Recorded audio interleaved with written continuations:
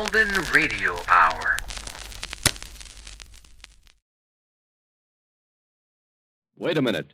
Have you heard the strange tales of the Whistler?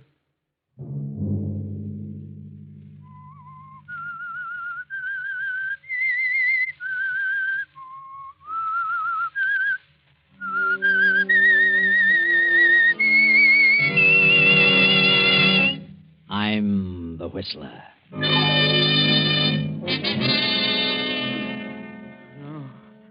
No, I don't want to die. John. Get away. John. Get away. John, wake up. Huh?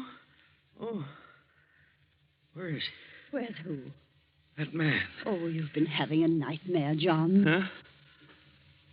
Oh, good heavens, Clara.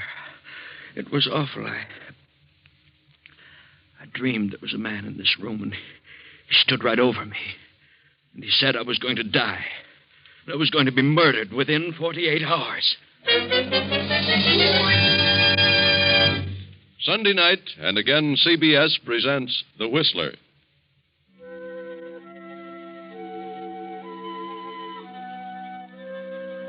I, the Whistler, know many things, for I walk by night.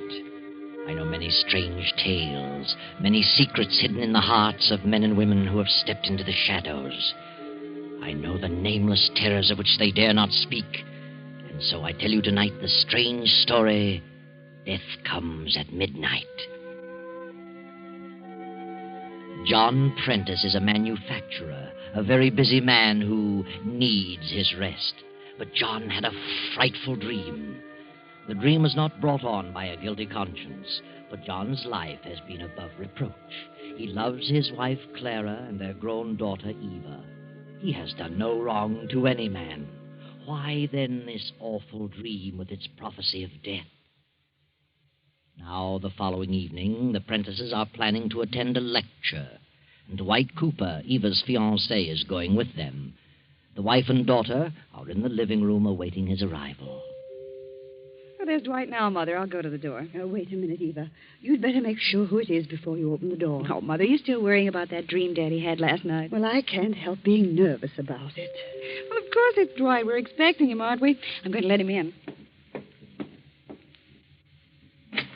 Well, enter, my lord. Hello, darling. How come you're answering the door yourself? Maid's night out? We haven't got a maid. She went to work in a war plant. Well, good for her. We're going to do without a maid for the duration. That's the spirit. Good evening, Miss Prentice. Good evening, Dwight. Now, you see, Mother, it wasn't a big bad wolf after all. Not this time. But we'd better be careful, Eva. Well, what's this about a big bad wolf? Seems that Mother believes in dreams, Dwight. And last night Dad had one that was really a honey. Oh, I don't believe in dreams. Oh, Daddy. Yeah? Dwight's here, so hurry up. I'll be there in just a minute. Talk about a woman taking her time dressing. Well, what about this dream? You tell him, Mother. Well, I don't believe that all dreams have a meaning. But this one John had was a prophecy, and I'm concerned about it. Yes? He kept hearing a man's voice telling him over and over that he was going to be murdered within 48 hours. Murdered? Can you imagine such a thing? Oh, well, I wouldn't be alarmed, Mrs. Prentice. According to psychologists, a dream has no possible relation to the future. They say a dream comes from experiences of the past that have been registered in the subconscious mind. Well, if John's been murdered in the past, I haven't heard about it. Oh, now, wait. I didn't mean it quite as literally as all that. Well, Mother's been counting the hours, Dwight. Let's see, the dream came at midnight last night. That means Dad's hour of doom is midnight tomorrow, if he isn't murdered sooner. Well, maybe we'd better not risk taking him to the lecture. Oh, I wish you two wouldn't joke about it. I don't think it's any joking matter. Oh, I'll get it. Hello? Hello? Mr. Prentice there? Well, he's busy right now. Could I take a message? Yeah. Tell him he better come to the phone, whether he's busy or not, if he wants to save his life. What? This is a matter of life and death. Oh, well, hold the line a minute. Of all the amazing things, there's a man on the phone who sounds like a gangster. He wants to talk to Daddy about saving Daddy's life. His life? Maybe I'd better talk to him. Oh, no. No, get John on the phone. Call him, Eva. Oh, Daddy, you want it on the phone. It's important. All right, I'm coming. Oh, don't tell me that dream didn't mean anything. Now, Mother, don't get excited. Well, just what did this fellow say? Well, Oh, here's Daddy. Yeah, hello, Dwight. Good evening, Miss Prentice. Daddy, wait. I don't know who that man is, but he's terribly hard-boiled, and he said I'd better get you to the phone if you want to save your life. What's this? Oh, John, now... I'll see what it's all about. Hello? Mr. Prentice, Yes? you don't know me, but you better pay attention to what I'm telling you, see? A certain man here in town, a wealthy guy, has offered me a nice piece of dough to put you out of the way. What? But I want to be reasonable, see? So I'll consider... Hey, are you listening? Yes, I'm listening. Go ahead. Well, if you want to hike the ante a little bit, say to $3,000, I'll call off my deal with this guy. What's more, I'll give you his name. I see. Now, $3,000's a small matter to you, so... Wait a minute. Suppose you come here to the house and we'll talk it over. And do I sound like a chump? You're coming to see me, and you're bringing the dough. Oh, no, I'm not. You think I'm going to walk into a trap? You mean you're turning down my proposition? I certainly am. All right, mister. You asked for it. You'll be a goner by midnight tomorrow. All right? So listen. Hello. Hello. Hello.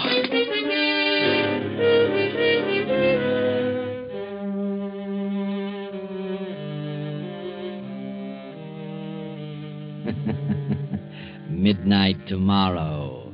Now, not only in a dream, but in actual fact, John has been told that he will not live beyond that hour. John phones the police, and a few minutes later, Captain Arnold arrives at the house. Mr. Prentice, can you think of anyone who'd like to have you put out of the way for any reason at all? No. No, Captain, I really can't. Now, you've been in business a good many years. How about your business rivals? Well, of course, I've made a certain amount of enemies, of course, but I don't think any of them would go so far as to hire somebody to kill me. You never can tell. Suppose you name some of your enemies. Oh, no, I'm afraid, Captain, I couldn't do that. Well, see here, why not? Well, frankly, because I might be causing an innocent person a lot of embarrassment. Oh, well, what of it? We've got to get to the bottom of this some way. Have you had a quarrel with anyone recently? No, I haven't. Think carefully now. Well, yes, come to think of it, I did have a rather heated argument with a man the other day in my office. Oh, but I'm sure... Well, then, who was he? I'd rather not say. Was he a wealthy man? Yes. Then tell me his name. Oh, no, Captain, I'd rather not. If you'd go to his house and question him, I don't want... How can the police help you if you won't help yourself? Well, this is none of my business, Mr. Prentice, but if I were you... No, Dwight, there's no use arguing. Got my own ideas on the subject. Well, that's that, I guess. We'll have to conduct our investigation without your help, Mr. Prentice. Oh, by the way, Captain, I'd feel a lot safer if you'd send an officer out to watch the house tonight. Well, I brought a man with me.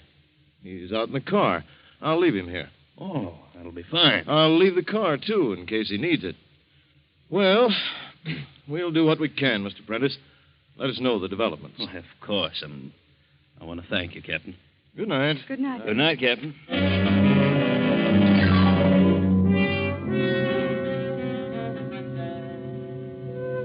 So John is unwilling to give the name of the man with whom he quarreled. Is it really because he's concerned about the possible embarrassment of an innocent person? Tonight the house will be well guarded, and as an added protection, Dwight has agreed to stay in the Prentice home. John, feeling quite safe, has gone to bed and fallen into a sound sleep. Then, at exactly midnight... Let me go. Let me go. I don't want to die. John. No, don't throw me off the bridge. No. Wake up, John. No. Wake up, John. What? You're all right, John. You're in your room. Nothing's happening to you. Oh. You've been shouting your head off. Mother, what is it? Your father's had another nightmare. I thought that was it. Yes, Evelyn. It was terrible. What kind of a dream was it? Like the other one? Oh, it was worse. Now I know how I'm going to die and when. Oh, you're not going to die. I'm afraid, Eva. What did you dream, John? He took me in a car to the old river bridge on Tower Street. Who Who took you? I don't know. I never saw him before. He tied my hands behind me with a rope, and when we got to the bridge, he dragged me out of the car and threw me into the river. Oh, my heavens. Now, Mother. Just as we came to the bridge, I saw an illuminated clock. The hands were pointing to 12.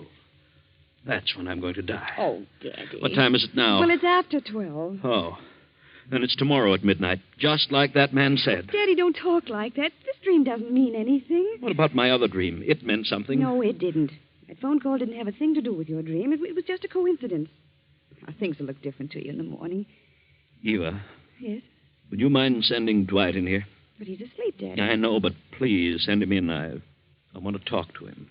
Well, all right.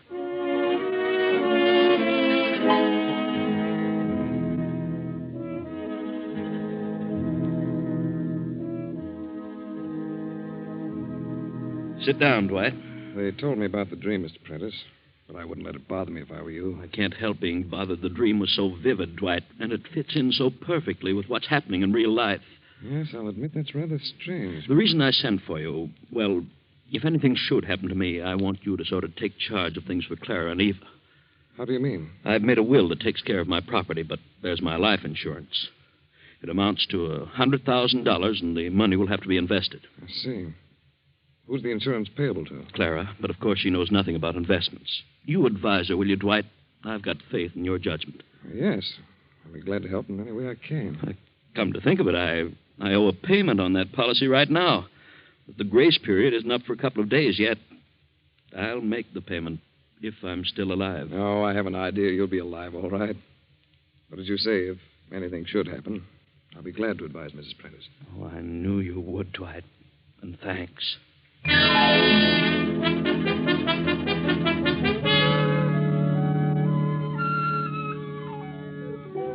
Next morning, John announces that he will stay at home all day. Clara, upset by the events of the night before, remains in her room. But John is feeling much better. He views things differently with the coming of a new day. He will not yield to this feeling of inevitable doom. He will fight the situation. Hello? Mr. Prentice? Oh, it's you again. Dwight, get on that extension in the library. Just thought I'd call and ask if you've changed your mind. No, I have not. What's more, I defy you to even lay a hand on me. I'm being protected by the police. Well, ain't that fine? So you won't come across, huh? No, I won't. Look, Prentice, the water in that river is awful cold. What? What did you say?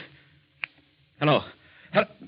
Dwight, did you hear that? What's the matter, Daddy? I heard every word. Sounded like he meant business. Something wrong? That man, he phoned me again. I don't know what to think. Well, what did he say? He wanted to know if I changed my mind, and when I told him I hadn't, he told me the water in the river would be awfully cold. What? How did he know about my dream? How did he know? Yeah, it's the most uncanny thing I ever heard of. What's the answer to all this? Daddy, he didn't know about your dream. It's just the other way around. Well, what do you mean? I'm afraid Mother's right. Your dreams are foretelling the future, Daddy. They're warning you of what's going to happen.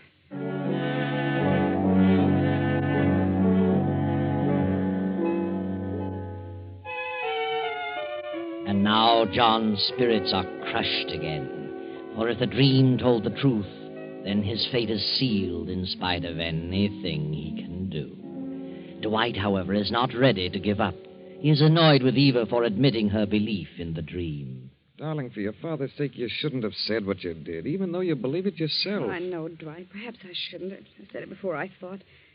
But there must be something to those dreams. Yes, I know. You got me guessing. But look, let's try to do something. Do what? I've been thinking about this quarrel your father had. He won't tell us the man's name, but maybe we can find out. How? Through your father's secretary.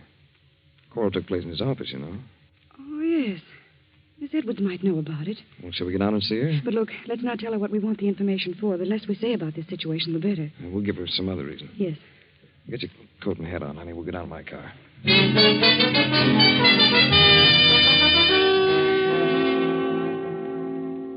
Miss Edwards, this is Mr. Cooper, my fiancé. How do you do? Miss Edwards? We'd like to ask you a few questions if you can spare us a few moments. Why, yes, of course. My father isn't feeling very well today, and that's why he didn't come down. You see, we've learned that he's rather upset about a heated argument he had recently with some wealthy man here at the office. Argument? Daddy won't talk about it. He hasn't even mentioned the man's name, but it's quite necessary that we find out all we can about it. If you'll tell us who the man was, we'll treat the matter in confidence. But, I don't know of any fuss your father had, Miss Prentice. He's quite an even-tempered man. Yes? Are you sure you don't remember? Very well. There was an argument. I couldn't hear what was being said. They were in your father's private office, but I did hear your father talking quite angrily with Mr. Reeves. Who's he? Milton Reeves. He's been in several big deals with Mr. Prentice. Oh. Couldn't you hear anything that was being said? No, just their loud voices. Mr. Reeves was angry, too, but I really couldn't make out what they said. No? Well, at any rate, we've got something to go on, Eva. Yes. I think we'd better have a talk with Mr. Reeves. Thank you, Miss Edwards. You won't tell Mr. Prentice that I said anything, will you? Or Mr. Reeves either? Oh, no. You can depend on that.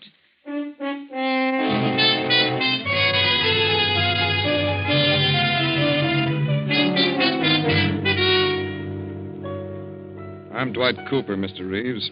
And this is Miss Prentice. How do you do, Miss Prentice? John Prentice's daughter, aren't you? Yes, I am. Well, what is it, Mr. Cooper? I'm in a bit of a hurry. I'm going away on a trip this afternoon. I'll be very brief. We've heard that you and Mr. Prentice had some sort of a disagreement with each other a few days ago. Yes? Who told you that? Mr. Prentice is quite ill, Mr. Reeves, and we think it's a result of that quarrel. If we could find out something about it, we might be able to straighten him out. Well, John knows all about it. He won't talk about it, Mr. Reeves. He won't, eh? Well, John shouldn't let a thing like that get him down. Business is business, you know. He wanted me to renew a loan, and I refused to do it. So that was it. In his particular business, well, I don't know what the future will be with all this rationing and priorities. Had you promised to renew the loan? Well, as a matter of fact, I had. But I changed my mind, which is my privilege. John wanted me to wait a few days. Said he was trying to borrow some money from the State Mutual. But I didn't think it was good business to wait, so I called the loan. Oh, I see. I imagine that made him pretty angry. Did it? You'll pardon me, Miss Prentice, for talking so frankly about your father, but really, I never heard a man get so abusive in my life. Why, he actually threatened me. Yes? He acted like a schoolboy. Said he'd get revenge. Do you think he will get revenge? Oh, no, I... Oh, yes. You're afraid of him, aren't you? You'd like to arrange things so he couldn't possibly get revenge, wouldn't you, Mr. Reeves? Did you threaten him? Say, what are you getting at? I think you know what we're getting at. I do not. Now, see here. I've told you all I'm going to tell you, so now I'll ask you both to leave. Surely. You've told us quite enough, Mr. Reeves.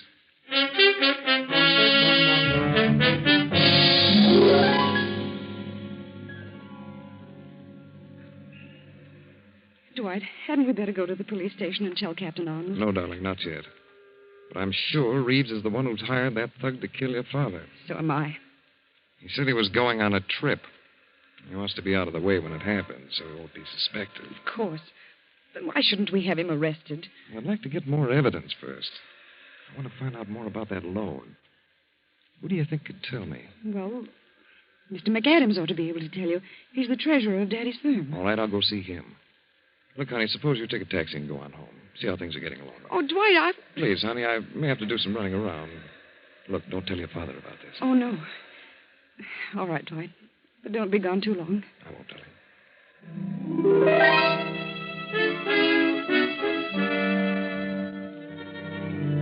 But Dwight has been gone much too long to suit Eva. It is now 11:30 at night. Eva and her mother have become increasingly nervous as the clock ticks off the seconds, bringing the time closer and closer to midnight, John's last moment on Earth. Oh, for heaven's sakes, Dwight, where have you been? We've been worried to death. Well, one thing led to another. McAdams had gone out in the country, but I finally caught up with him. Have you told the police about Mr. Reeves? No, I haven't. Where's Mr. Prentice? In the library. Oh, he's in a terrible state of mind, Dwight. He's got the door locked. He told the policeman to stand outside his window. Listen. Someone at the door. Oh, my heavens. Oh, why didn't that policeman Now, don't stop? get panicky. I'll see who it is. Open the wicket. It's a messenger boy. It might be a trick. It looks all right. Telegram for Mr. Prentice. All right, I'll take it. Sign here. There you are. Here. Oh, thanks, mister.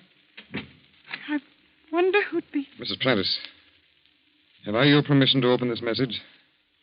For certain reasons, I'd like to see who it's from. Why, yes, Dwight. Go ahead. What is it, Dwight? It's important. Very important. I've got to show it to your father right away. Mr. Prentice, open up. It's Dwight. Mr. Prentice. It's all right, Daddy. Unlock the door. Dwight's got a telegram for you. Why doesn't he answer? I'll go outside and look through the window. The officer's out there. Come on.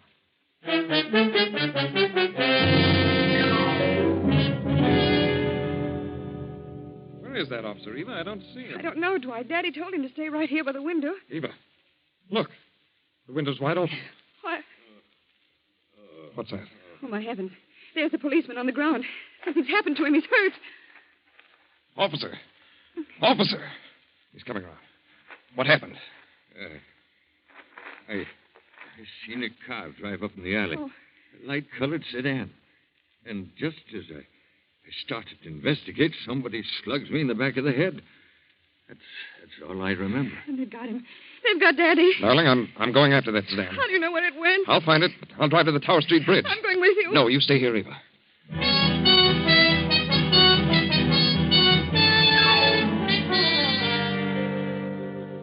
And why does Dwight think he'll find the light-colored sedan at the Tower Street Bridge? Is it because Mr. Prentice saw that bridge in his dream? Or is there another reason? A reason known only to Dwight? But Eva can't wait, and so a moment later, another car speeds toward the bridge. The policeman's car.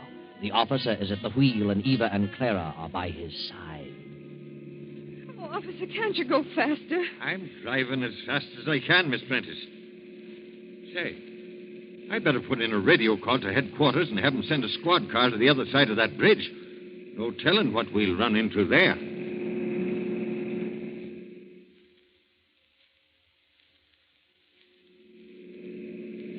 There's the bridge right ahead, officer. And there's the clock. What clock? The one Daddy saw in his dream. And look, it's midnight. I don't know nothing about the dream, Miss Prentice. All I see a car out on the bridge. You see it? That's the baby. That's the one I saw at the house. Where's Dwight's car? Dwight's car isn't there. He must have got lost. Say, we'd better watch our step. The squad car ain't come to the other end yet. Oh, hurry, officer. Now, don't you get out of the car. You stay here. I'll see what's going on. Yes, but hurry.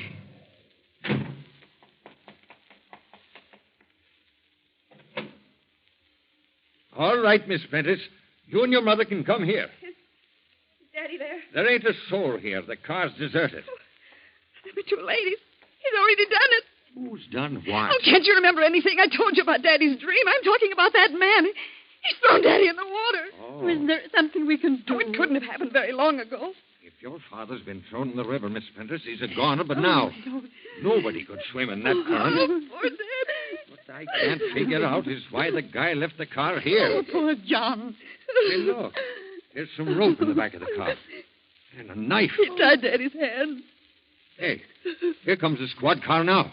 They're coming in from the other end of the bridge. Oh, officer, who's this car registered to? Wait a minute. Well, by golly, there's no registration slip in it. I know who it belongs to. Milton Reeves. I'll take the number and we'll check on it later. Well, what's up, Jack? It looks like there's some dirty work been going on here. Yeah? Well, maybe this guy knows something about it. Quit shoving me, will you? Where'd you pick him up? He was running away from the bridge. Oh, he was, huh? All right, buddy. What do you know about this sedan? Not a thing. I wasn't on the bridge. Now, that's him. That's the man who threatened Daddy over the phone. I can tell by his voice. Well, now we're getting someplace. All right, you. Give. Where's Mr. Prentice? I don't know what you're talking about. You threw him into the river, didn't you? No. You're a liar. Come on, talk. I don't know nothing. We'll get you to talk at headquarters.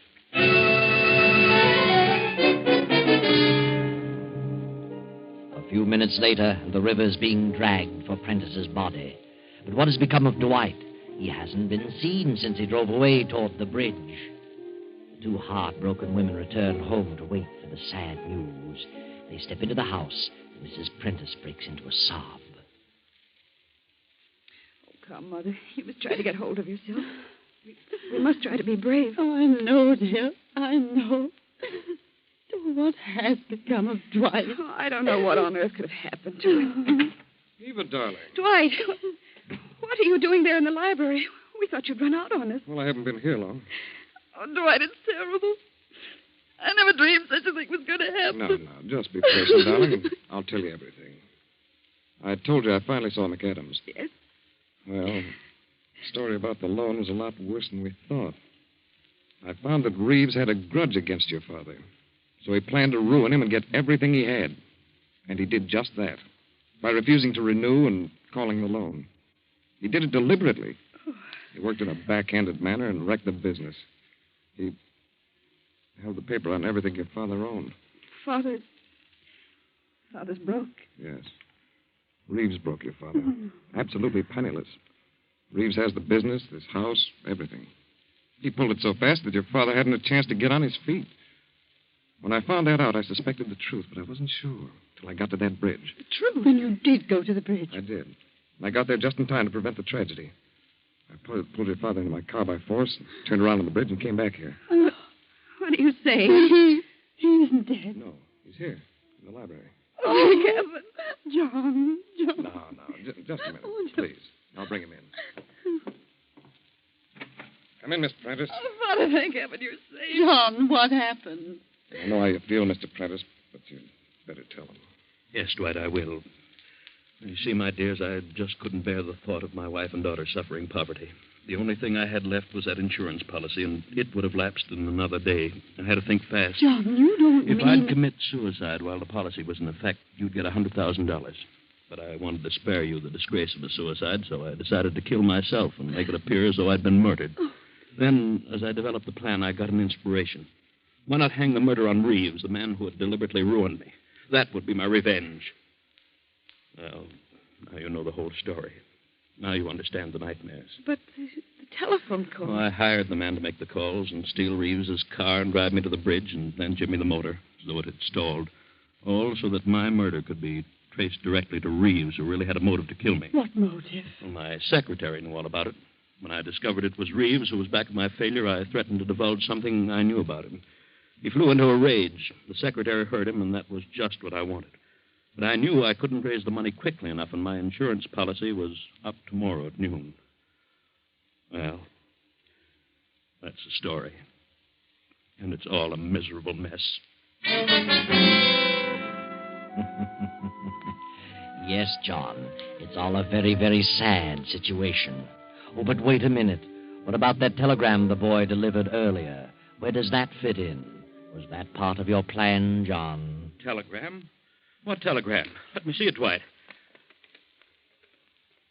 Why, it's from the State Mutual. They've granted the loan I requested. Yes, John, they've granted the loan. Now you can straighten things out. Now you can get back on your feet again. But think, John, what a sad tale this would have been if you'd followed through with your plan and Dwight hadn't caught you on the bridge at midnight.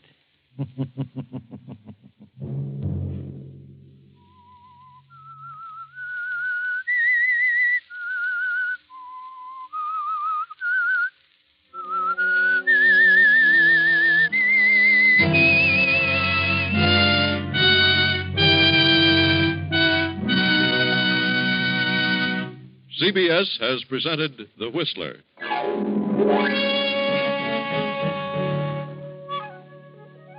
Original music for this production was composed and conducted by Wilbur Hatch. Tonight's Whistler story was written by Herbert Connor, directed by J. Donald Wilson, and came to you from Columbia Square in Hollywood. Next Sunday, 9:15. I, the Whistler, will return to tell you another unusual tale. Good night. This is the Columbia Broadcasting System.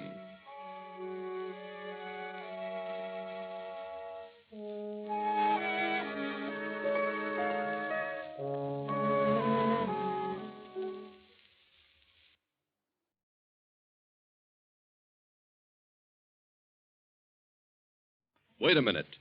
Have you heard the strange tales of the Whistler?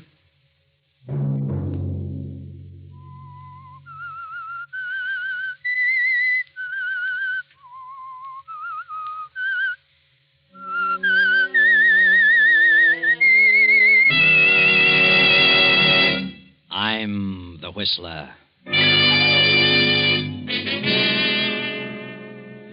I've come to the end of my rope. I've tried my best for 20 years to please Agatha. I gave up my painting and tried business after business and failed in every venture.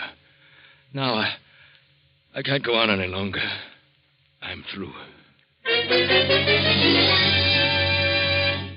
Another Sunday night, and again CBS presents The Whistler.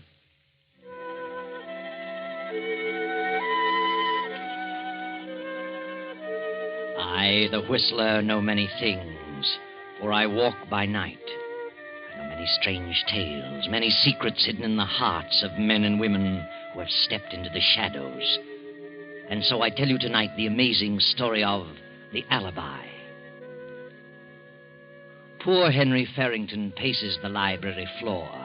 Through his mind run the events of the past 20 years, from the day when he married the wealthy young widow Agatha Durant.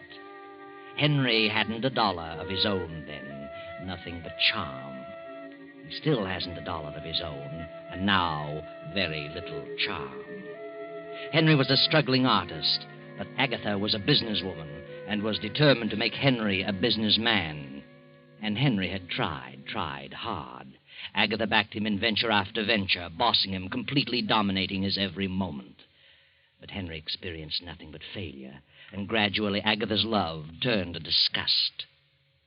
And now, 20 years later, his artistic talent long since vanished, he realizes what a wreck Agatha has made of him. What are you doing in here, Henry? Morning, Agatha. I said, what are you doing? Why, I'm just thinking. That's what I thought. What are you doing with the lights on in the daytime? Why, it's cloudy this morning. Bit dull in here. You don't need lights to think. Turn them out. Yes, Agatha. Are you going to do nothing but mope around again today? What do you want me to do? Do you know what day this is? Why, no. What day is it? Perhaps I've forgotten. You'd forget your head if it weren't tied on. It's the 1st of the month. You go into town and collect the rent on the store buildings. Very well, Agatha. Shall I deposit it in the bank? No. Bring it back here. And hang on to it. You lost it last time. Or so you said. I did lose it. You need a nursemaid to follow your every move. You've done a pretty good job of it. Did you order the garden hose yesterday? No, I forgot it. I had a lot on my mind. Yeah? What's bothering you now? Well, I've got a chance to get in on a pretty good deal. I need some money. What kind of a deal? Well, it's an oil lease deal. Who with? Why, Joe Hammond. A 50-50 proposition. Joe Hammond? You know better than to talk to me about Joe Hammond. He's done pretty well. Yes, for himself. Double-crossed everybody he ever came in contact with. He's a good lawyer. You mean he was? Good thing I caught up with him and had him disbarred. He'd have stolen every dime I have. It only takes $2,000. $2,000?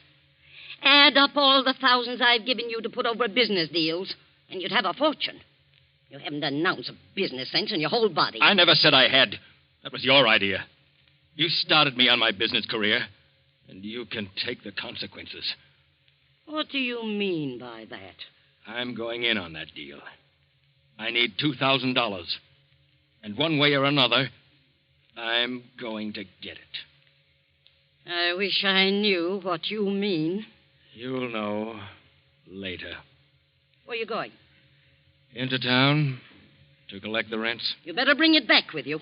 I will, Agatha. I'll bring the rent and... And what? And the hose. Of course. Good morning, Agatha. Threatening me. Well, I'll soon fix him. Agatha stands staring after him.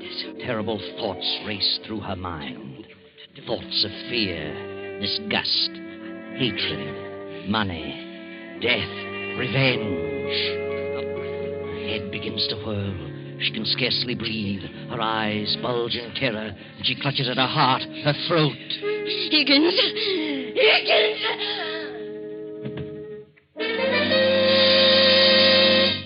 Higgins, the butler, rushes in, realizes at once that Agatha has had another of her heart attacks, carries her to the Davenport, gives her a dose of her stimulant, and calls Dr. Johnson. I heard her call to me, but she was unconscious when I reached her, Dr. Johnson. I gave her some of her heart medicine. And I don't remember her having one of these attacks for several months, Higgins. She's had one a week for the last 4 or 5 weeks, Doctor. Oh, dear. Well, she'll pull out of it in a few minutes.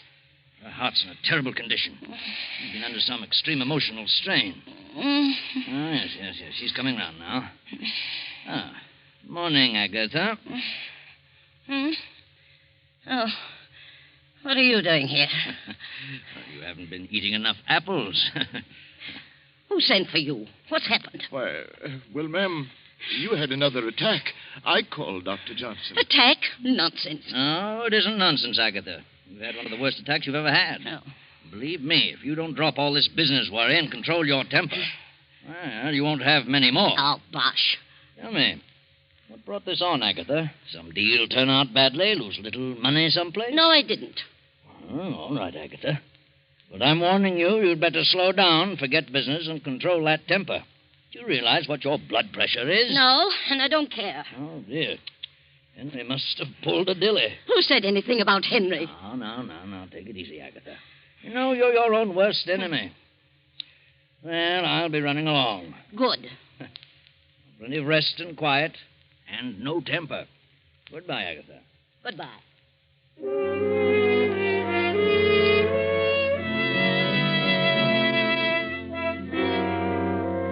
Poor Henry walks around town for a half hour and finally gets up sufficient courage to see Joe Hammond, the ex-lawyer. Well, Henry, have you got the 2,000? Well, no, that is not exactly, Joe. When will you have it? I can raise it, but it'll take a little longer than you gave me. Now, look, Henry, I bought that lease and gave my check for 4,000. Your check bounced. You didn't have a dime, and you knew it. Now I'm caught short because of you. And you'd better dig up the 2,000, or I'm turning it over to the county attorney. I'll get it, Joe. How will you get it? I'll figure it out. Did you ask your wife? Yes. But she refused when I told her it was a deal with you. Oh, you're a sap, Henry. You know she hates me. I've told her she was all wrong about you. I couldn't stand to be around a woman like that. Sometimes I can hardly stand it myself. I'd kill her. What did you say? I said I'd feed her ground glass. She's done enough to me. And if I had to put up with her as you have, well, I'd do something about it.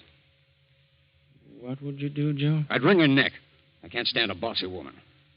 You'd kill her, would you? Oh, well, I was just speaking figuratively. You've tried hard, Henry. You've done your very best to be a successful businessman. It isn't your fault. So far, you failed, and she's sore about it. Left her entire fortune to her niece, a mere nitwit of a girl just out of school. I know, but she took out a $50,000 policy payable to me. Oh, what good does that do you? If you die first. But she isn't very well, Joe. She may live for years. You may bump off tomorrow. Yeah. Oh, of course, I doubt that. Nothing wrong with you that a bank account wouldn't fix. Is there? No, guess not. She's got all the money she'll ever need. She's not in a jam. She's seen everything. It'll all go to that niece. Except the insurance made out to you. That's payable in a few days, you know, after death. Yeah? I'm in a jam, Henry, and you're in a jam. You better start figuring some way out. I'll give you to the end of the week, Saturday at noon. You mean you must have the money by then? Oh, no, not necessarily money. Just some sort of assurance that you know where you can really get it. I see. Yeah. Well, think it over. And I'll always be around if you want any legal advice. Thanks, Joe, for the extension. I'll be in touch with you.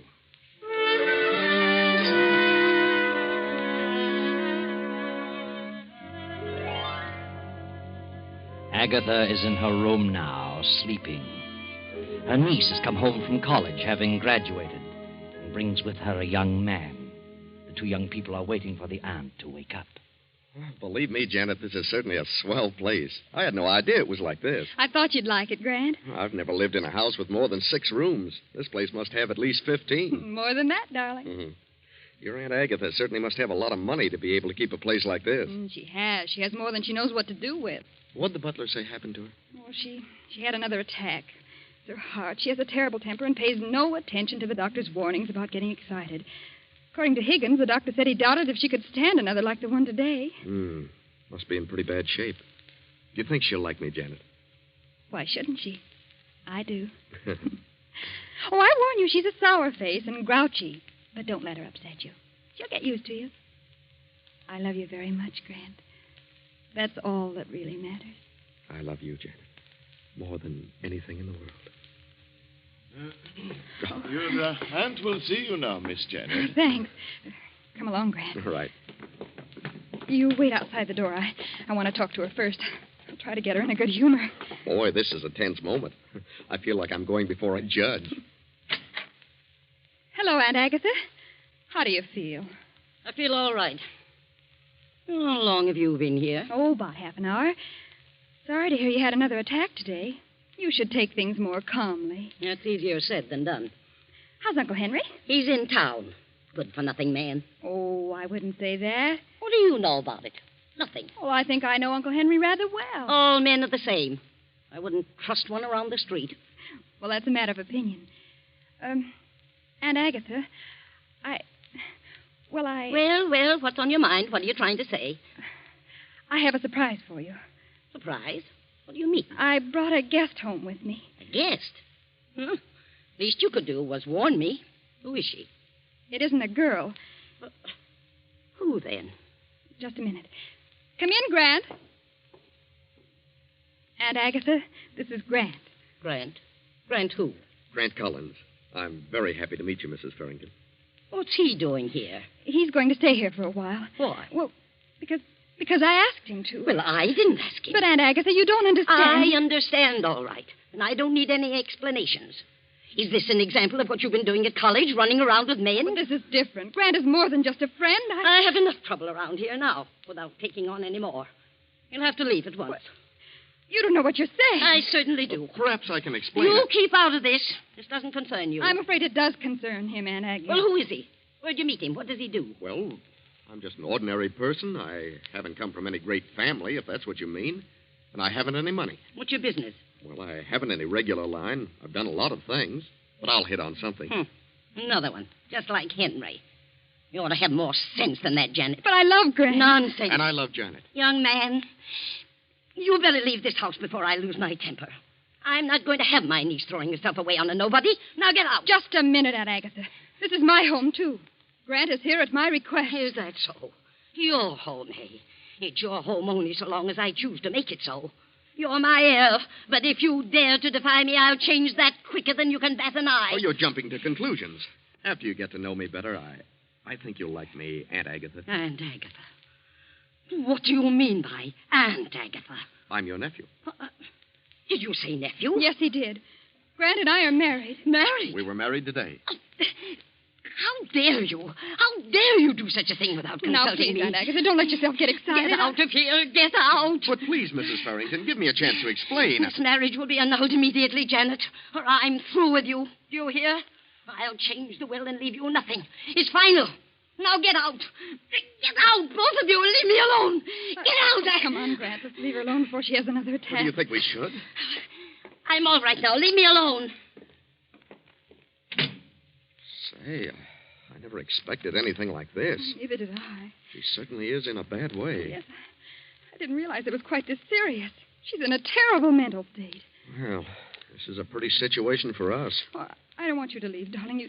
You'd better wait a few days until she's better. There must be some way to win her over. I hope you're right. I'll have a talk with Uncle Henry. Something's happened to cause all this. I'll find out as soon as he comes in. Now, don't worry, darling. Everything will be all right. I hope so. I'll just keep out of her way for a few days and see what develops.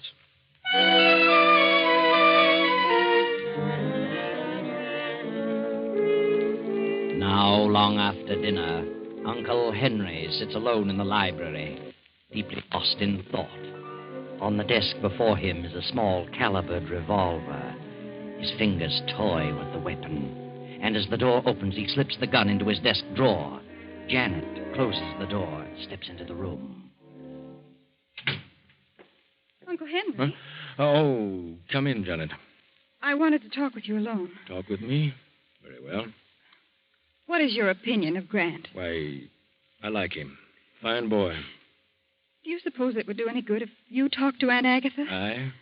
You know as well as I do how she feels about me.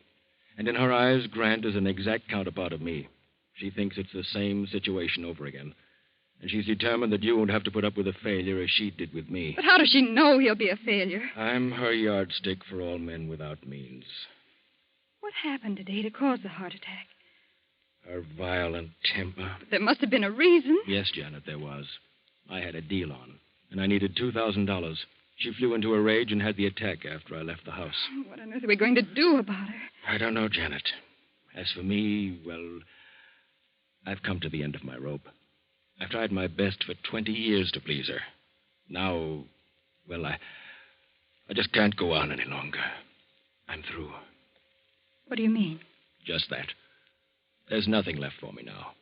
I'm too old to try anything new. Too old to go back to my painting, and Agatha is becoming more resentful every day. I'm licked. Uncle Henry, are you trying to tell me that you're planning something? Planning something, my dear? What do you mean? You mustn't, Uncle Henry. Regardless of how you feel, there's still much to live for. Is there? You've always been so kind and good to me. I just couldn't stand it if you were to... No, please, darling. I'm much older than you. I just see things differently, that's all. And it's been terrible lonely in this house since you've been gone. Now it'll become lonelier and lonelier, filled with hatred and greed and resentment, and I couldn't stand it. Promise me you won't do anything foolish. Janet, whatever I do will be for the best. Please believe me. Everything will come out for the best.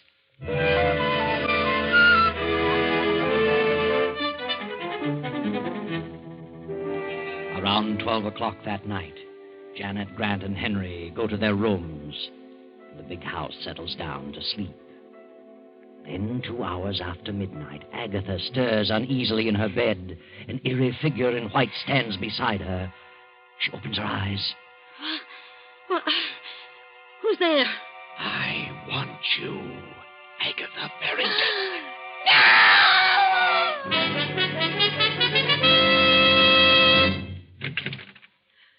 Aunt Agatha! Good heavens. Grant, Uncle Henry, hurry! What's happened? I heard a scream. Janet, what was it? There's a medicine. Give her a dose. I'll rub her wrists. Oh, she's as cold as ice. What on earth could have happened? A nightmare? She's had quite a shock. Oh, her pulse is fairly strong. She's coming to. Oh. What happened? Well, you screamed. You had fainted when we got here. Yes. There was someone in this room. I saw it. Saw what? I don't know what it was. It was a figure in white. Auntie, you must have had a nightmare. Maybe so. It could have been a nightmare, but it seemed so real. Look. The window to the balcony is open. Did you open it, Aunt Agatha? No, I never keep it open. Look outside, Grant. You mean it might have been a burglar? My diamonds. It could have been a burglar. And your scream frightened him away. Look in the box in the drawer. I did. They're all here. Not a sign of anyone outside. Do you feel better now? What's happened, ma'am? Anything wrong? No, Higgins, nothing's wrong. Go back to bed, all of you. I'll be all right. And lock that balcony window.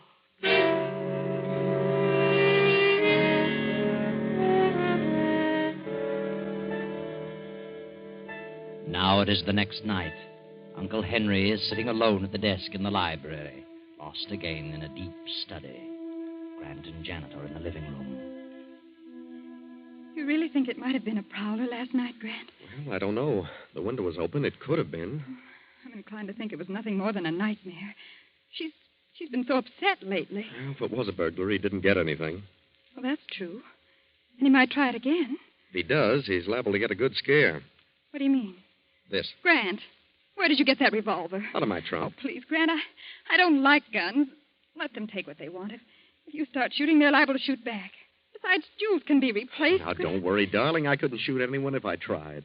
Anyway, there are no bullets in it. Then what good is it? Well, it's a little .32 I use in school for a starting gun. It has nothing but blanks in it. Yeah, see?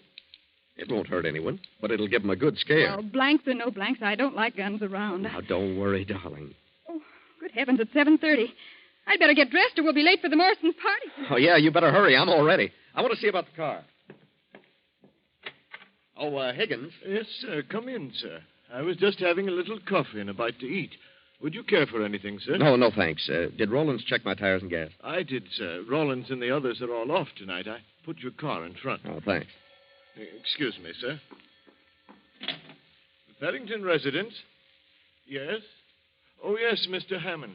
He's dozing in the library. I'll get him. What? Oh, I see.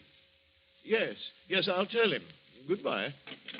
Joe Hammond wants Mr. Farrington to come over to his place this evening. I'll tell him. Excuse me, sir. Anything else I can do for you? Oh, no. I'll be running along in a few minutes. By the way, since Mr. Farrington's going out, you'd better look in on Mrs. Farrington once in a while. Oh, I will, sir.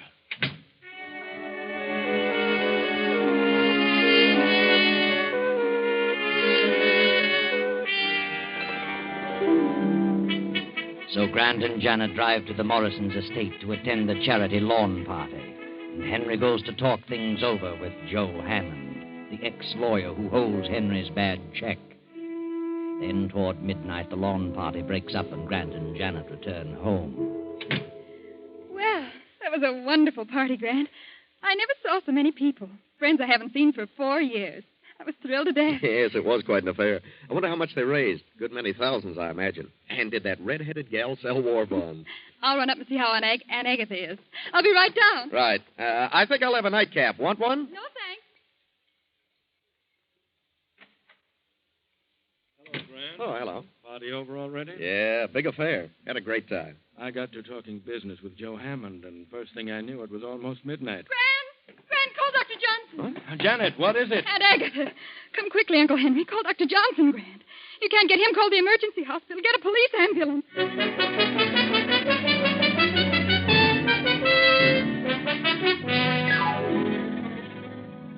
I'm still trying to get Dr. Johnson, Janet.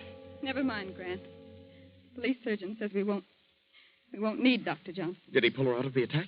No. He couldn't do a thing for her. She was dead when they got here. Good heavens. Well, she must have had a severe attack. Well, you see, Grant, Just a minute, folks. I'd like to ask a few questions, and I'd prefer that you didn't carry on any conversation with each other. No conversation? Well, what's he mean, Janet? Never mind. I'll get around to that. Take all their fingerprints, Davis, while I'm talking. Yeah, Captain. Yep. I demand an explanation. What do you mean, fingerprints? How long have you known Janet Farrington? Oh, about 6 weeks. Where did you meet her? At a dance, a party. Did you know all about her? Who she was, her family? Certainly. What do you know about him? Why, I just knew I loved him, and that was enough. I take it your financial condition is not so good, Grant. Well, no, I haven't any money, but what's that to do with it? Did Agatha Farrington object to your marriage? Yes, she did. She threatened to change her will unless we had the marriage annulled, but... Did you care whether that happened, Grant? Well, certainly. I didn't want Janet to lose her inheritance. What are you getting at? Grant had nothing to do with it, I tell you. I know what you're inferring, and it's ridiculous. Grant didn't marry me for my money. What's this about prowlers around the house? Well, we aren't sure there were prowlers. Agatha claimed someone was in her room last night. The window was wide open, but we aren't sure about it. It was a nightmare. Well, she did keep some jewelry in her room, and from the looks of the room, someone certainly went through it thoroughly. Who knew about where she kept the jewelry? Why, all three of us knew. And Higgins the butler knew about it. Where's Higgins? Why, I never thought of that. Probably in his room. I'll look. Higgins! He's unconscious! Yeah. He's been blackjacked. Higgins! Mr. Farrington, what's wrong? Who slugged you? Slugged me? Why, I've been asleep. That's what you think. Feel the bump on your head. Good heavens. Did you hear any shots tonight? Shots? No, I was in my room. I must have dozed off in the chair. Then it must have been a burglar. What goes on here? Anyone would think you were trying to cook up a murder. No, Grant. The murder's already been done. What? Yes. Mrs. Farrington was shot in the chest. Twice. Shot? But that's not possible. Shot? Here you are, Captain. We found this gun in the young fellow's room. It's been fired twice. Oh, this is silly. That's a starting gun. Nothing but blanks in it. Who fired it? What? I haven't the slightest idea. All right, Davis. Take the gun and the bullets from Mrs. Farrington's body and have ballistics check on them.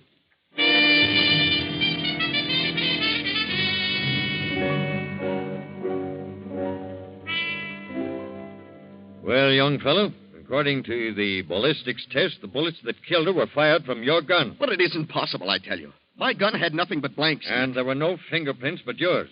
I'm afraid you're stuck with this deal. No, please listen. I couldn't have done it. You had a motive, a gun, and an opportunity. And furthermore, you left that party for a half hour tonight. We checked on it. We have a witness who saw you leave. All right, what if I did? My gun has blanks in it. Oh, please believe me. I couldn't bring myself to do such a thing. I couldn't. You killed Mrs. Farrington, and you might as well admit it. I didn't. I didn't shoot her. I swear I never touched her. I can't stand by and see an innocent person suffer for this. The boy didn't do it. I did it. I had a better reason. I planned it. I'd have enough of Agatha, and I was caught in a jam. I did it to get the insurance she left me. I was desperate. I came back and slugged Higgins while he was asleep, shot Agatha, and left the house. I don't believe you. You're trying to cover up for him, but it won't hold water. We've got him dead to rights. But I couldn't have killed her. I only wanted to scare her. What? Go ahead. Nothing. Then you did come back here. Spill it. Well, all right, I did come back. Grant, what are you saying? I had the gun, but there were nothing but blanks in it. I doped Higgins' coffee before I left the house. I came back and went to her room. I fired the blanks. Why? Well, I knew she had a weak heart. I figured the shock would bring on her death. I was the figure in her bedroom. I couldn't see Janet lose her fortune, but I didn't want to give her up. Grant, how could you? I can't believe it. I tell you, I came back and shot her. If he fired blanks, then I must have fired the bullets that actually killed her. Look at his gun. Real bullets in it. What?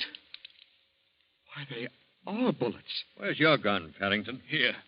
Open it. Great Scott.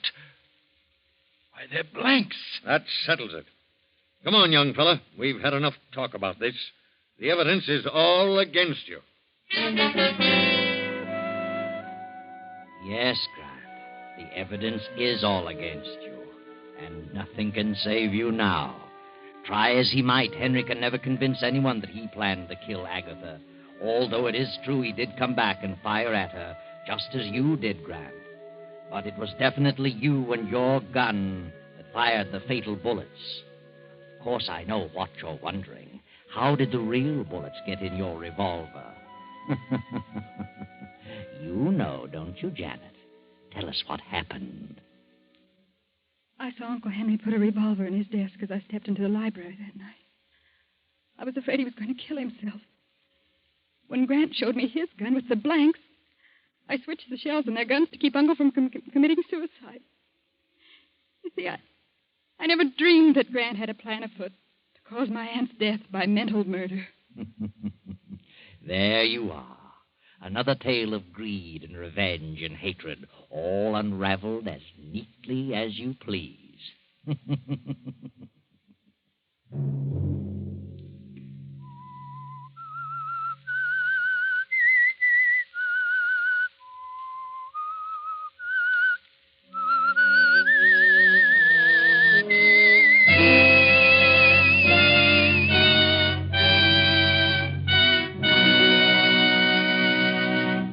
CBS has presented The Whistler.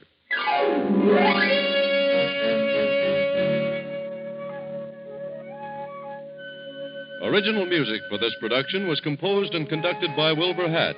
The Whistler is written and directed by J. Donald Wilson and comes to you from Columbia Square in Hollywood. Next Sunday, same time, I, the Whistler, will return to tell you another unusual tale. Good night.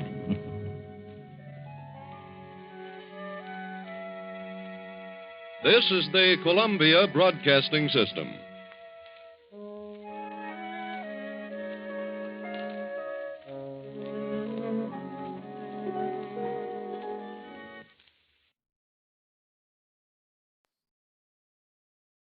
Wait a minute.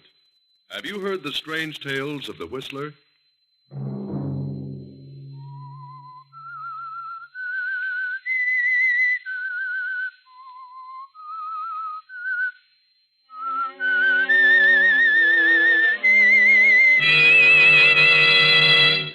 I'm the Whistler.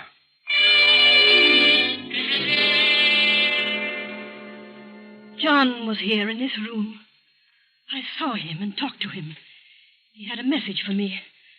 And while he was here, the room was filled with the odor of musty roses. Another Sunday night, and again CBS presents The Whistler.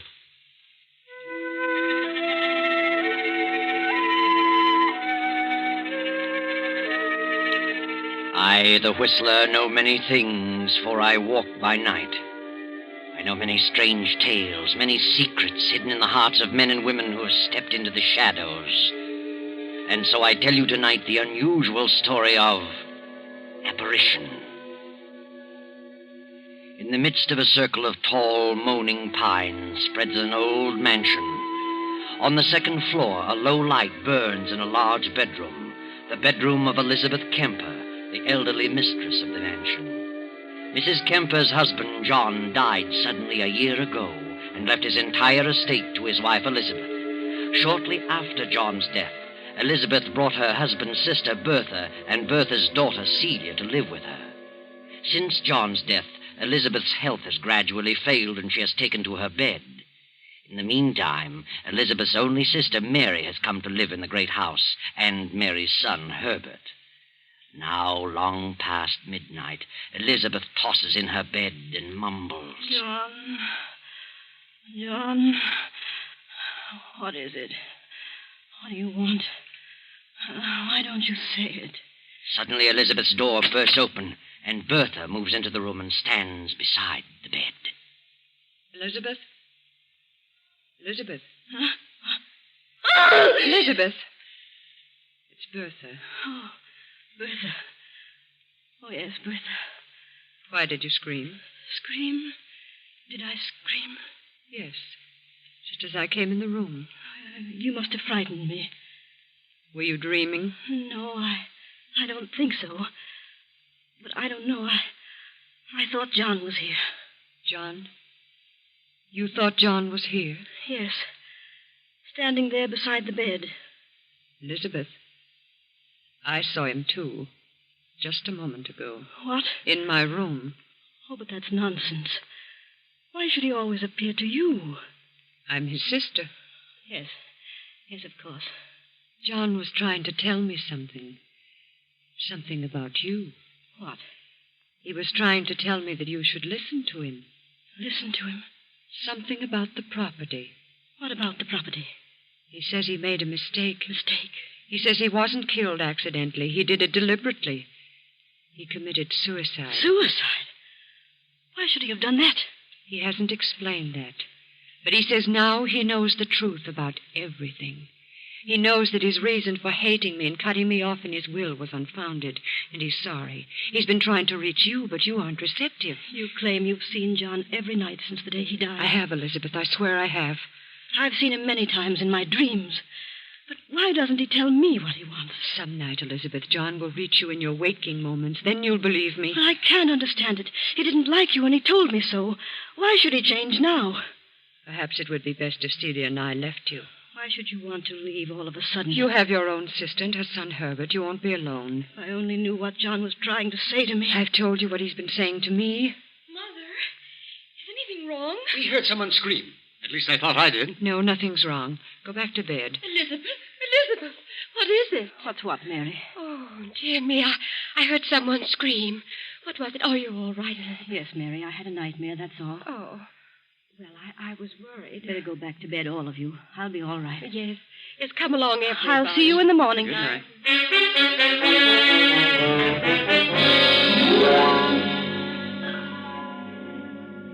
But, Mother, why do you keep frightening Aunt Elizabeth by telling her about Uncle John? I'm not frightening her. She should know the truth. But she is frightened. Why, she's getting worse and worse.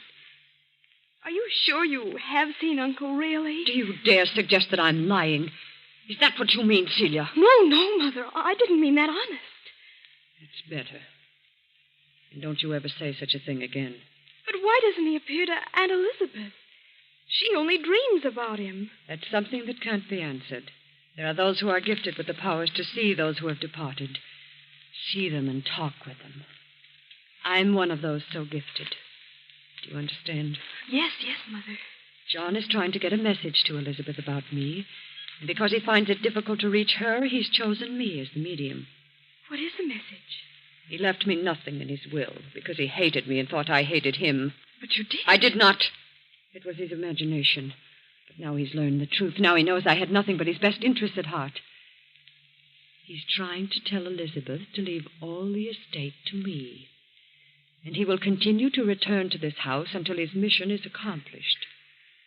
Then his soul can rest in peace. I'm frightened, Mother. I don't want to stay here another day. I can't stand it You here. stay here until I'm ready to leave. Do you hear me? Yes, Mother. I hear. Now stop this nonsense and go to bed. Yes, Mother. I'm sorry. You'd better be.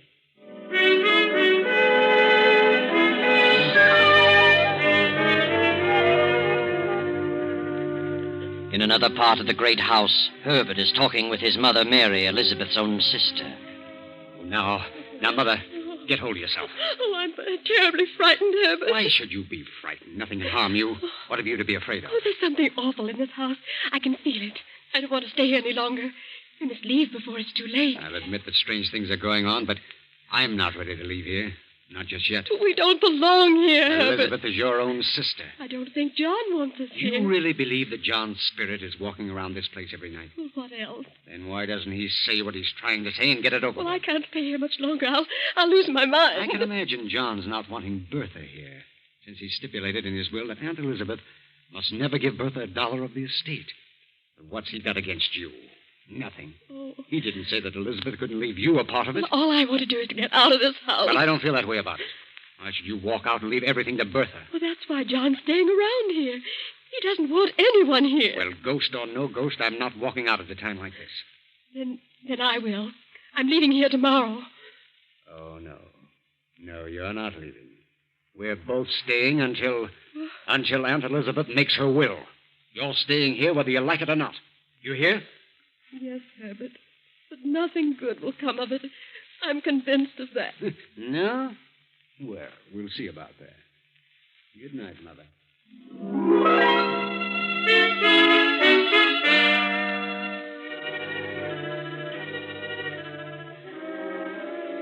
An hour later, Mary has finally dropped off to sleep. Then, as the clock strikes 3, a figure in white slips into Mary's room and stands beside the bed. Slowly, Mary opens her eyes and stifles a scream. Who is it? What do you want? I want to talk to you, Mary. Bertha. I have a message for you. A message? Yes. John is here, standing beside me. I don't see anyone. He is here. What is the message? John says that Elizabeth is planning to leave the estate to you. But he's learned the truth. He knows that his dislike for me was unfounded. He wants the estate left to me because it's rightfully mine. And he'll never be able to rest in peace until that is accomplished. Oh, I don't want it. I don't want any part of the Then estate. if you want to escape this torment, you must convince your sister that John made a mistake. If you accept any part of it, John will never let you rest. Do you understand? Yes, I understand. Very well, we'll leave you now. Good night.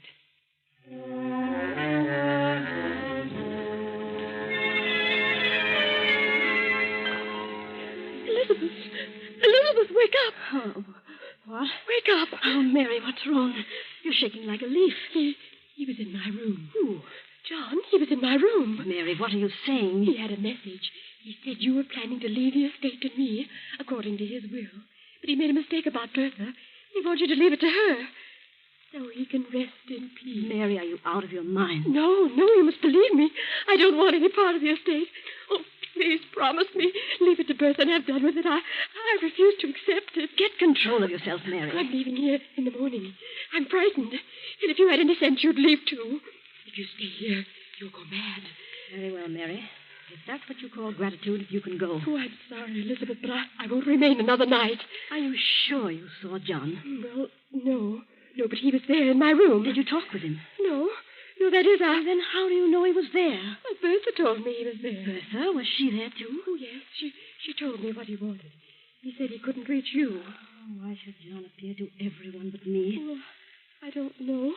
But I know he was there. I could sense it. I tell you, there was someone in the room with Bertha. It must have been John.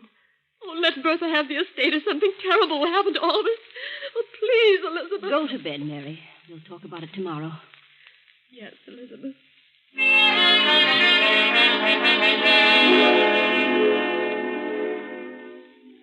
Next day, Herbert goes into town and pays a visit to Henry Wentworth, Elizabeth's attorney. Wentworth was also John's attorney for many years and was familiar with the family for 2 decades. Mr. Wentworth, you drew John Kemper's will. Yes, I did. Have you any idea why he cut his sister Bertha off without $1? No, but in the last 5 years, John turned against Bertha. Turned against her violently. Why? I don't really know. She was his only sister, and he had no brothers. It was very strange. What happened to Bertha's husband? Well, he died about 5 years ago. Committed suicide. He worked for John at one time. Then John set him up in a business of his own. But he went to the wall, and the crash at 29 lost every penny. Just couldn't take it, so he killed himself. He left nothing? Nothing but an insurance policy to his wife, Bertha. Didn't amount to much. $5,000, I think. Were John and Bertha's husband on good terms? Apparently the best of friends. How did Bertha's husband die? Took poison. Overdose of sleeping tablets. Oh, I see. But from the day Bertha's husband died, John, her brother, seemed to turn against Bertha and shortly changed his will, cutting Bertha off. I was the only one who knew about it until the will was read. Have you any idea why he changed the will? No, none whatever. It was none of my business. Yes. Well, thank you, Mr. Wentworth. I appreciate your telling me this. Good day.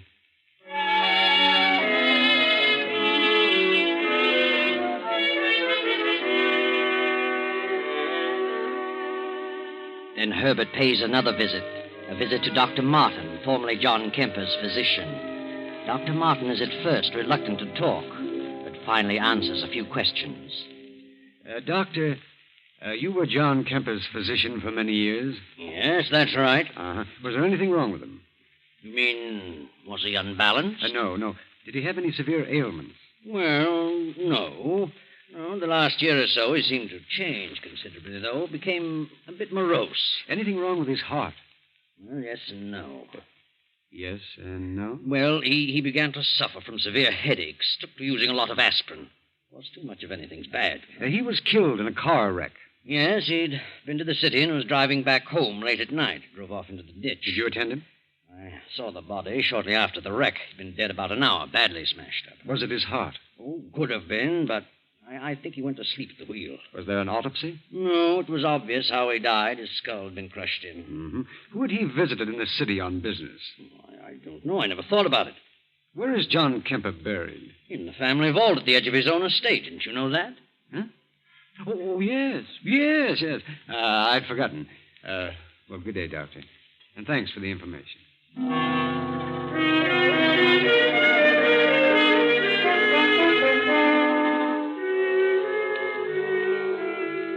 Then later that night, the household prepares to settle down to sleep. One by one, the lights go out in the various rooms. Now only that in Elizabeth's room remains. Will there be anything else, ma'am? No, Higgins. That'll be all. Has everyone gone to bed? Oh, yes, ma'am. They've all retired. Is the milk warm enough? Yes. Good night, Higgins. Good night, ma'am. I hope you rest well tonight. Thank you, Higgins. The moon bathes the estate in its eerie glow. The big clock strikes off the hour. Then, in the distance, there is the howl of a dog. A mournful howl of impending doom. John's dog crying in its loneliness. Across the lawn from the family vault walks a haggard figure in the moonlight. A figure with long white hair walking toward the house. Then a few moments later, the weird figure appears in Mary's room, stands in the shadows, and points at Mary. What do you want? Who are you? I am John. John? Oh, good heavens. I've come back to talk to you. You must hear me. I hear you. I made a great mistake in life. I hated my sister, but I know all things now. Bertha's a good woman. I'm doomed to walk this place without rest until I've made amends. Do you understand? Yes. Yes, I understand. If Elizabeth refuses to listen to my pleas and leaves this estate to you, you will never rest a moment under this roof. For I can never leave. It rightfully belongs to Bertha, and to her it must go. Oh, I don't want it. I don't want any part of it. I won't stay here. I promise. Just let me alone. I will. If you and your son leave here at once. We will. We will. Oh, where are you? John? Are you here? John? Mary gasps and suddenly falls back on her pillow. Poor Mary has fainted dead away. From the darkened stairway, the great clock chimes out the hour, 3 o'clock. Elizabeth, eyes closed but still awake, senses a presence and slowly opens her eyes. Standing close beside her is the white-haired figure, its face hidden in the shadows.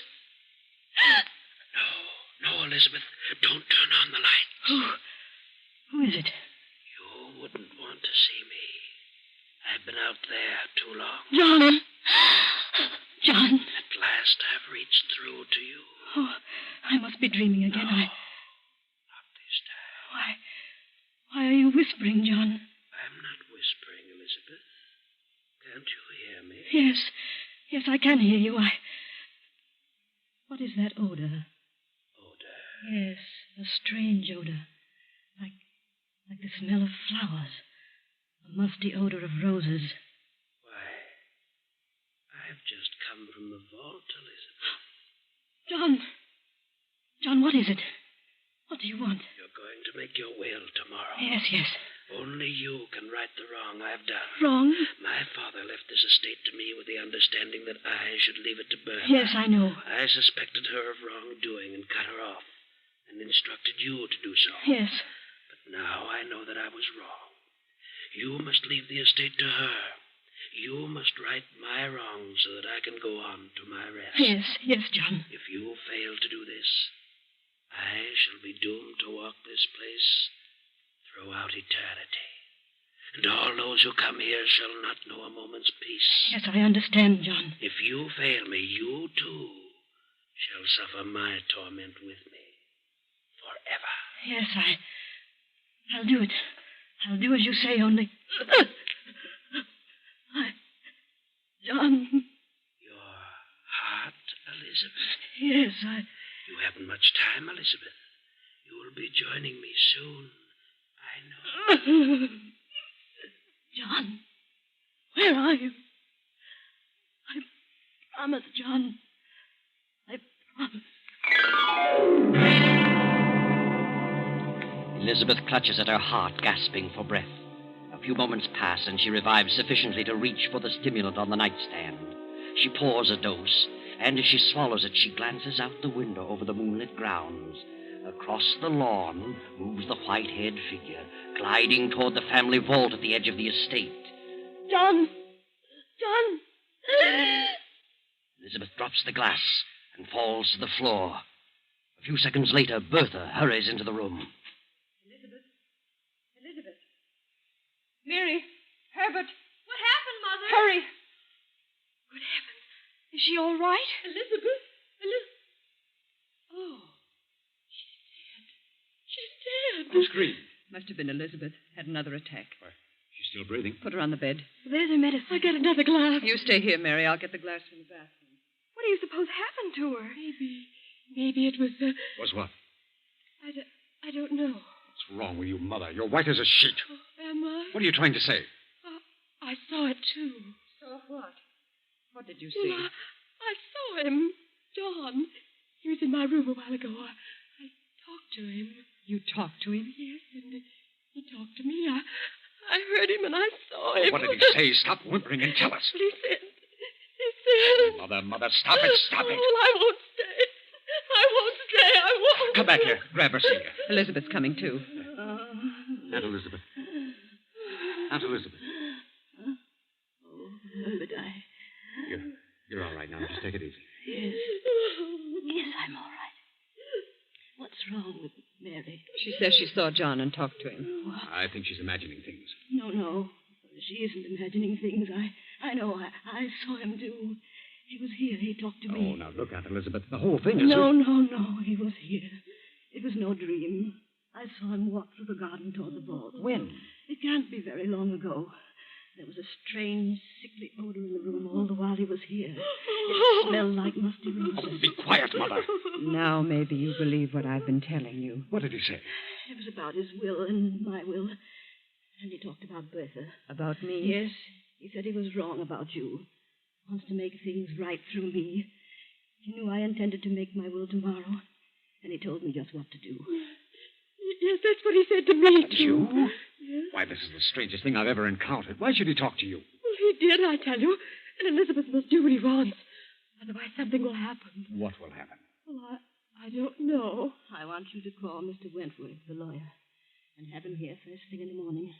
I want to draw my will, as John tells me. Very well. I think I'll have a look around the grounds. Never go back to sleep now, anyway. So, good night, Aunt Elizabeth.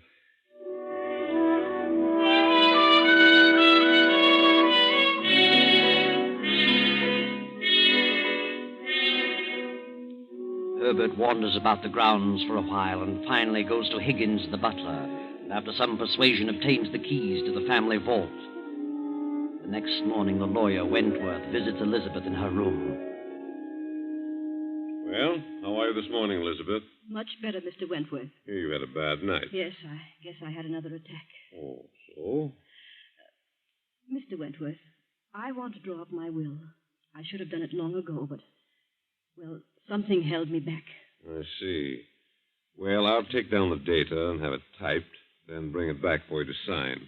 I'll be in court all day, probably through the evening, so I'll have to come around 11 tonight. Very well, as soon as possible. Good. Now, let's have the particulars. Yes. To my sister, Mary Wilton, I leave the 5-room cottage in Danbury. Hmm? To my nephew, Herbert Wilton, I leave $1,000 in cash. Yes. And to my husband's sister, Bertha Mallory, I leave all other property, personal and real, amounting to some $400,000. What? Please. Amounting to some $400,000, according to my late husband's wishes. What do you mean? John stipulated that you leave not a penny to Bertha. John has changed his mind. When did he change his mind? Since his death. Don't you think we'd better postpone this until you feel better? I want my will drawn just as I have told you. But what do you mean by saying John has changed his mind? How could he? He told me so last night. You know what you're saying. Yes. I saw John. I talked to him. He was wrong in his attitude toward Bertha. Oh, this is ridiculous. I want it done as I say. Very well. I'll draw it up this way. But I certainly think that... You think I'm insane? Well, since you bring it up, yes, I do. So did I, at first. But I'm not. I'll be expecting you around 11 tonight, Mr. Wentworth. Yes. Yes, of course. I'll be here.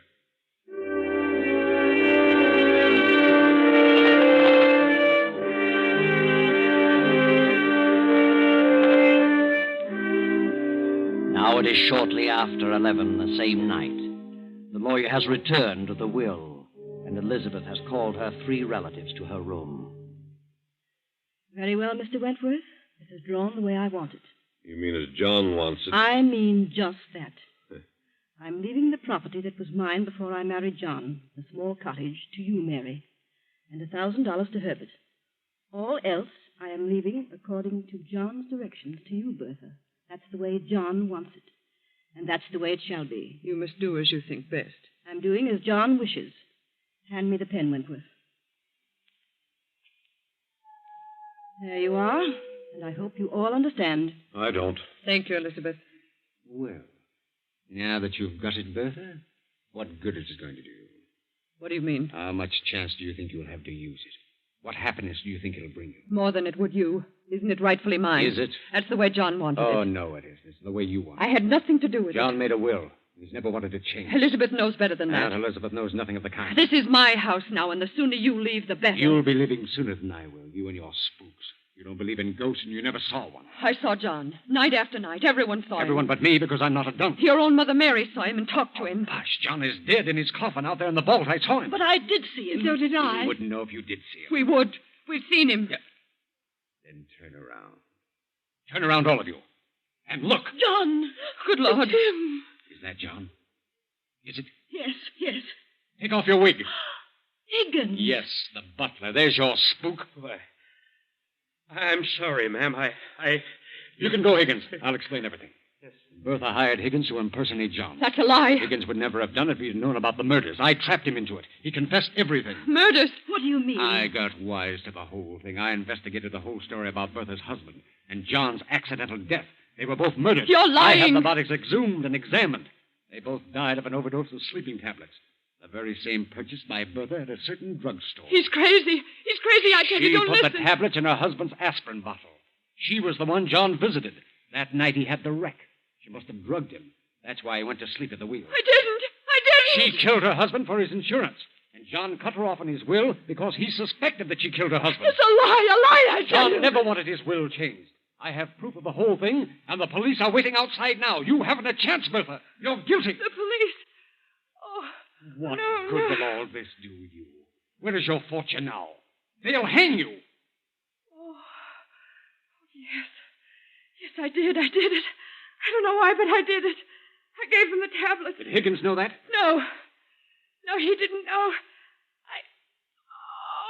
Oh. Bertha, she's fainted. Mother. No, she hasn't fainted. What's wrong with her? She's dead. Oh, Mother. Mother. Hand me that will, Mr. Wentworth. I want to draw up a new one in the morning.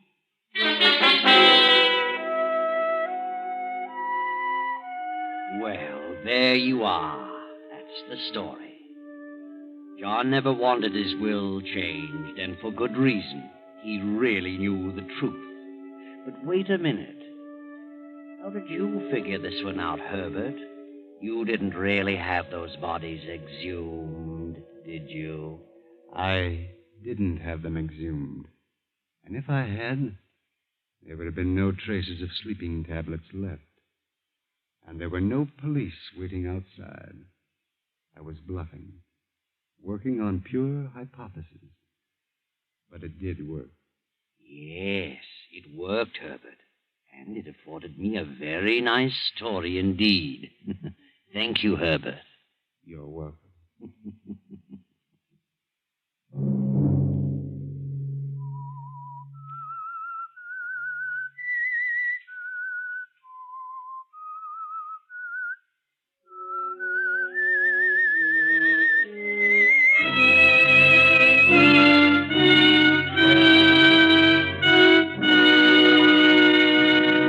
CBS has presented The Whistler.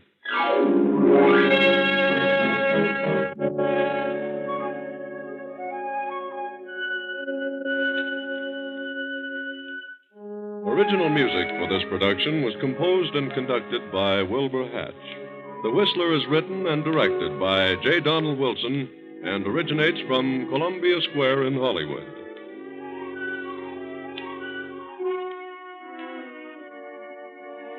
Next week, same time.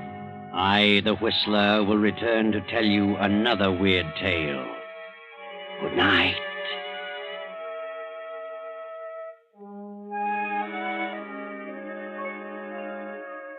This is the Columbia Broadcasting System.